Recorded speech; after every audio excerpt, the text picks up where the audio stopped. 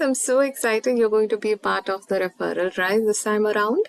You need to log in to Darwinbox to be a part of this. So logging in.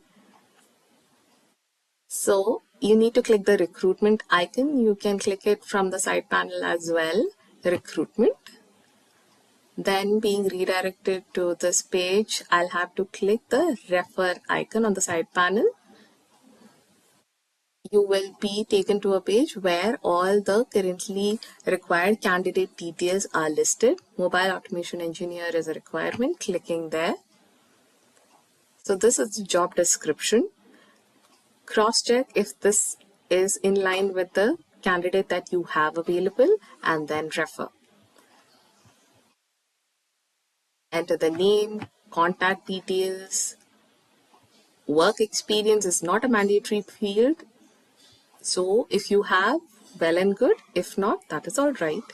Then the job details, which includes relevant experience, notice period, and notice buyout if available. Cross-check with the candidate and then enter.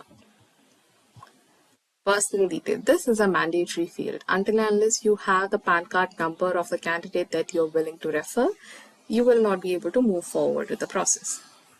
Then the last, salary drawn details, the fixed pay, variable pay, benefits, total CTC. From the payslip, you can get all these details.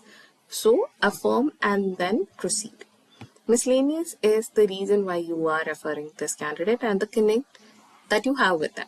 So enter it properly and put the citations. Then you are ready to refer. After referring, you will need to know what is the progress. So you can know the progress with my referral details here. Clicking there under recruitment. So all the statuses are available and will be listed here on a recurring basis. So come back here and check the progress.